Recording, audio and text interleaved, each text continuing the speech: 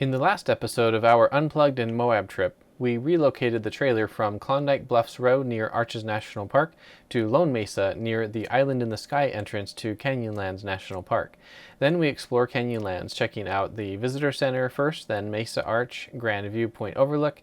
Then we hike to the Upheaval Dome and Whale Rock before returning to our trailer to eat dinner and relax after a fun day of adventure. If you haven't already watched that episode, I will put a card above to link to that video. In today's video, we relocate the trailer for our last camping destination of this trip, which is one of our all-time favorites, which is the BLM land west of Goblin Valley State Park. How did you girls sleep last night? You still asleep? I very much know that is not true. Right now, inside it is 67 degrees, and outside it is just under 54 degrees. We are down to 50% on the battery. The sun is just about to come over the horizon. I'll show you the time lapse now. And the mini split is pulling about 300 watts, and we're at 7:10 a.m. I turned on the mini split at about 6:30 in the morning. So we used up about 40% of the battery overnight with whatever loads were on. I set the heater to 75 degrees and then hit the powerful button, and here you can see it's now pulling 1600 watts, and it's really heating it up in here fast. How's the heat over here, girls? Hot, too hot. It's great. It's blasting down the heat. It's now showing 69 degrees on this thermometer that is beneath it, so it doesn't get the full brunt of the blowing out heat. The sun is well up now, and it is 60 degrees outside, and the kids are now exploring and playing. And the battery got down to 45%, and we're now getting 700 watts of solar. And right now it is 9:30 in the morning. The drive to Goblin Valley was 102 miles and took us about 2 hours to drive there. There in front of us is Goblin Valley, or the area of it anyway. We'll be driving still another 40 miles to get to where we're going to camp out, but that rock face there is the edge. Typically, we either listen to audiobooks or Jessica reads, but this time Lucy read the book. You'll have to hide longer than that if you want people to start looking for you. But I've been away for hours and hours, said Lucy. There is the camping area straight across the way. Those cliff faces right there is where we're headed, and hopefully we find a camping spot for our trailer. As we approached Goblin Valley, the rock formations and cliffs got more striking, and it really does feel like a different world here. We didn't go to the state park, but instead drove 4 miles west of Goblin Valley entrance to the dispersed camping land that, in our opinion, is way better than the campground because you can camp right up against the cool walls and you're not packed in close to neighbors. The road in isn't too bad, but it's got some undulations in it that these people were concerned about, and the dust this year was thick. We've been here before a couple times, and this is the first place we ever brought our trailer on a camping trip when we first purchased it, and before I had made any modifications to it. I'll put a card above to that video. This is one of our favorite camping destinations for its striking scenery, nicely separated campsites, and the kids love digging in the dirt. How was that drive, girls? Good. Sarah? Dane? You bet. Lucy? Good. It's not an overstatement to say the kids can dig in the dirt all day here, because that's pretty much all they wanted to do after we arrived at this site, all afternoon. Conveniently, our children are still at the age where their expectations are relatively low, and as long as we keep them fed and watered, they're happy with the dirt and digging tools. We have arrived. We found a campsite here at Goblin Valley. We're in the BLM land west of Goblin Valley. We've actually stayed here before. We were here in around, I think it was March of 2021. If you're interested in watching that video, I'll put a card above here to that. This particular campsite is off to the side here. You can see the trailers here, but behind it is the alcove, and I'll show you that in just a moment. Off to the side here, there's just beautiful formations and rock cliffs, and then off in this direction, there is another fire pit here just in front of the truck. So if you had a group of people, or I guess if you wanted to get closer to your neighbor, then you could have another camper here. It is definitely more level right over here, and here where the truck is, it's tilted and would be hard to overcome that. As it is where I am here, I used our Anderson levelers, but I ended up having to put some 2x6 boards underneath because of the soft sand. They just plow into the sand and they don't level the trailer well enough with just the wedge by itself. You can see how that's wedged. And so with 2x6s underneath it, that works really well. We've actually used that method in several other locations as well. And then this is the alcove behind. The girls already got out their sand toys. There's tons of sand here to play with. And pokey plants. And then we have a fire pit right there. And we have this whole area with different facets to explore to ourselves. What do you think? What do you think of this location, girls? Like it. I love it. Love it. Love it. And there's a hill over there to climb, and then you can slide down. Yep. So we're pretty happy with this spot. It's different than the other spot, which was available, and we were about to go to it, but we saw this one and thought, you know, this one's closer to the road, and let's try something new. And so here we are. Now let's check out the solar output in the trailer. That's one of the advantages of having a rooftop array like this, is that it is generating electricity even while we're driving down the road. We're at 79% on the battery, and we're currently getting 1600 watts of solar, and our AC loads are almost nothing at this point. It is 1 o'clock in the afternoon. So we're just gonna let the battery keep charging as best it can from that solar. And if we look out here at the sun and the cliffs, right now we have a totally clear view of the sun, but you know, you can see the cliffs are right there. And as the sun is setting, we're gonna lose it pretty early in the day right here. So we're gonna have an early sunset on the trailer. So our energy production here will be a little bit limited because of that. The sun late in the sky, late in the day, usually is not terribly productive anyway. And then our morning production is probably gonna be quite delayed as well. So maybe not ideal solar exposure, but that's okay. That's why we have a larger solar array, so we can get by just fine even when conditions are not ideal. Is this the best place ever? Yes. Clara, What? is this the best place? Yes. Would you ever want to go camping anywhere else? No. Yeah. James, What? is this the best? So we have a cool little alcove right there. And then over this way, another fun alcove. What do you think is better? This place or Hamburger Rock place? This place. Which is better, Hamburger Rock or this place? Oh. They can't both be the best, but I think they're both really awesome. It is now 2:42 p.m. and we are currently getting 1430 or 1410 watts or so, and you can see the battery is now at 99%. And so here pretty soon the charge controllers are going to start to ramp down the solar production. It hasn't started just yet, or maybe it has, but in any case, I'm now going to start to increase some of our consumption. And the quickest and easiest one is this, which is the controller for the mini split. So I'm turning on the mini split here, and let's just lower this all the way down as slow as it'll go, which is 64 degrees Fahrenheit, and let this AC blast and use up whatever excess energy our solar is producing. And I'm also going to push the powerful button, and that will cause it to go to full bore as quickly as possible, and it kind of throws efficiency to the wind, so to speak. And so there's the fan spooling up, and now the AC loads have about doubled from where they were previously. I think it usually peaks around 900 watts on air conditioning. The air conditioner, I think, has finished spooling up to its maximum. It peaked at close to 900 watts and is now kind of bouncing around a little bit, as you can see here, around mid 800s. And we are still charging the battery at 500 watts, and the solar's coming in at 1400 watts still. So I'm going to turn on the water heater, which it has been on most of this trip actually, but I turned it off just a minute ago to show you the difference between the energy consumption of when the water heater's on versus and the mini split versus just the mini split.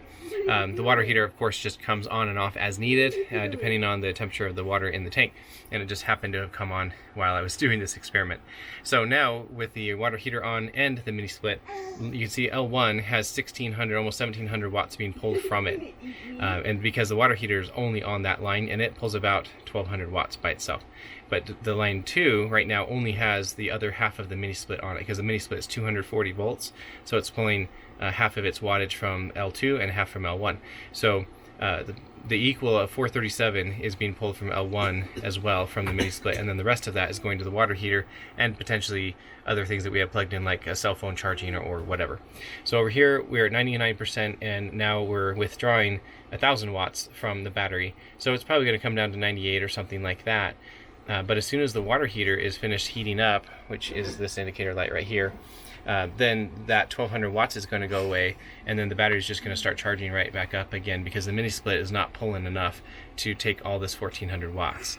So in any case, our battery's going to get filled today, and then we're going to lose out on some solar production because the energy has nowhere to go.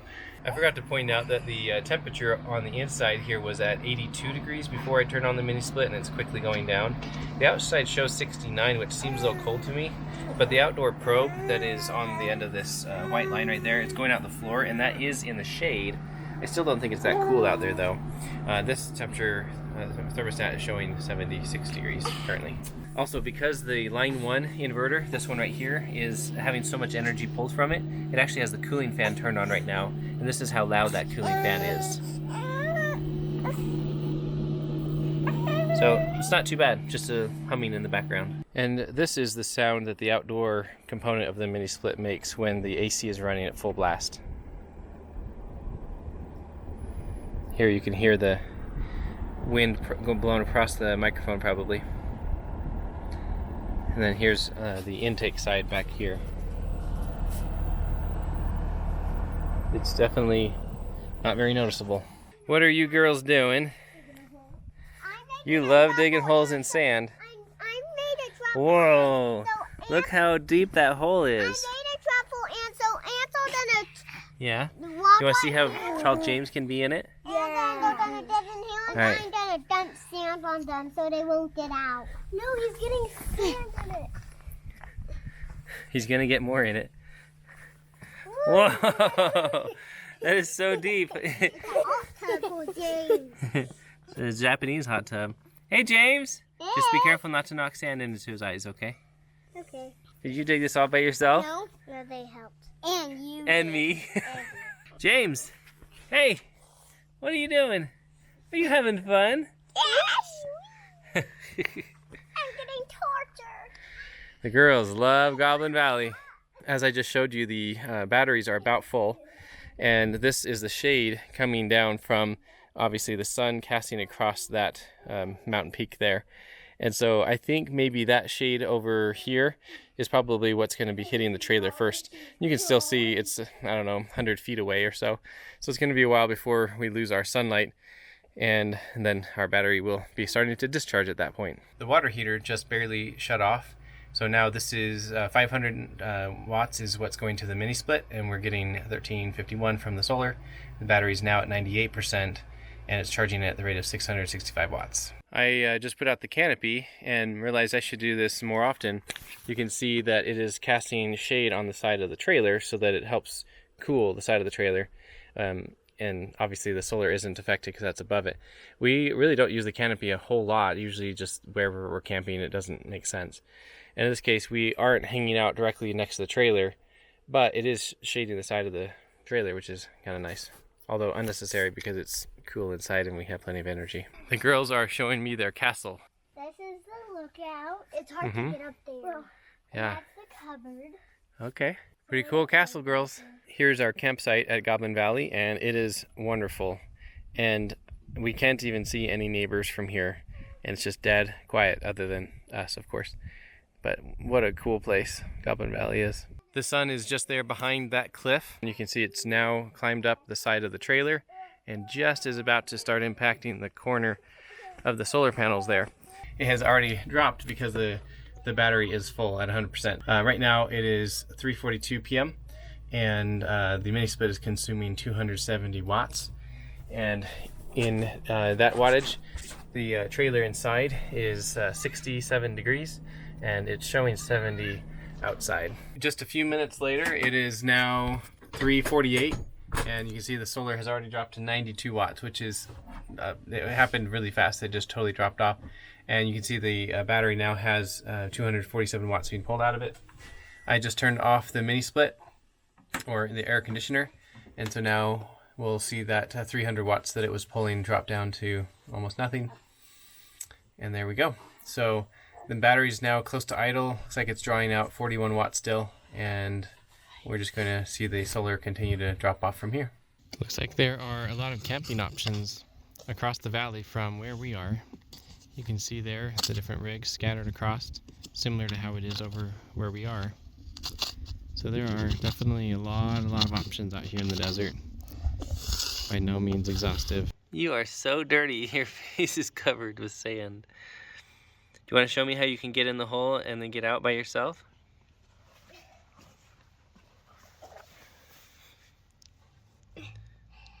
Good job, Clara. Hey girls, what are we doing now? A fire! That's right. Are you girls ready? Yes.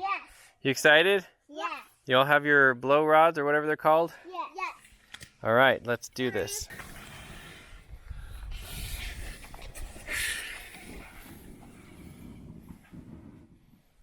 Look at that fire go. Good job, girls. It was a big fire now. It's angry. You girls having fun? Yes. Jessica made us pizza for dinner. Thanks. We're just chilling by the fire. Hey kids, great day or the best day? Best. Great. Best. All the positive words. How about you, James? For dinner this evening, we're cooking some pizza in our convection microwave oven here in our trailer. And so I set it to convection, 400 degrees, and we're going to do 10 minutes. And then we'll go ahead and close the door and push start. And we'll see how much energy this pulls. We were at 100% earlier. We've already cooked 2 pizzas, and now we're down to 91%. So that's about how much it's pulling. And right now you can see it's pulling 1,600 watts about for the microwave oven. Looks like that pizza took about 2 or 3% of the battery. The girls and I are going on a fun little, we're just exploring our area. But look at this sunset. The way the light glances off of those mountain peaks. It's really cool looking. Daddy, can we go up here with you? Sure. This is what the view looks like up in the top of the castle.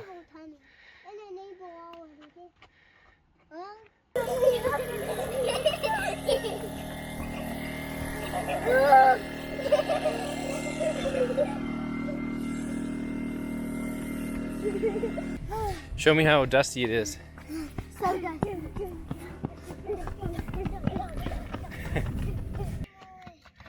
Look how dusty this is. It's like 2 or 3. Oh no, don't fall. It's so dusty, Lydia.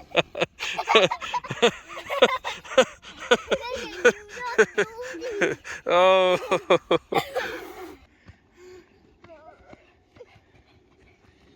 Oh man, that is so dusty. That is so much dust. Wow, that is ridiculous. Are you making the fire bigger, Lydia?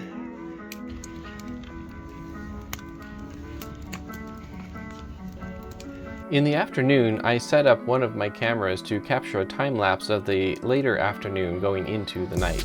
The kids had a great afternoon here digging in the dirt, and after hours of that we ate dinner, then went on that dust walk that could be what it's like to be on the moon from what I can tell. After a fun and dusty day, we put James to bed first, which was before dark, but the trailer can get pretty dark inside compared to a tent because we can close all of the shades and the walls don't let any light through, of course. We have tent camped with infants before, and there's no question that an RV is a luxury that we very much appreciate, especially with infants. Plus, being able to set our desired temperature helps a lot for everyone to be comfortable and go to sleep more quickly. We stayed up later with the girls as the sun set and darkness descended.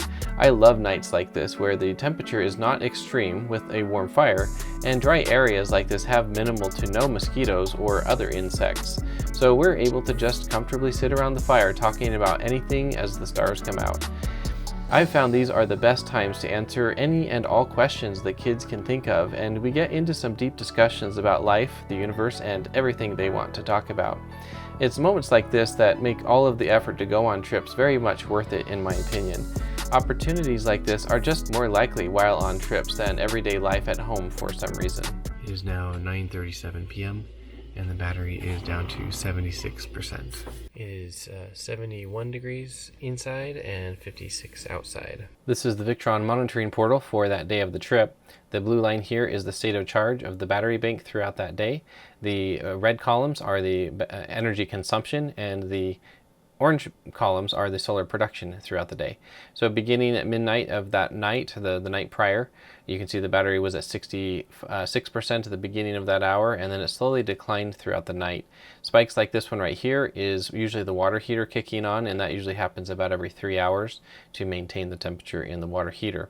And then we wake up in the morning and usually use more energy, and so you can see at this point we bottomed out at 43% on the battery, and that's when the solar then started to produce enough that it took over the consumption and then started to recharge the battery bank as well.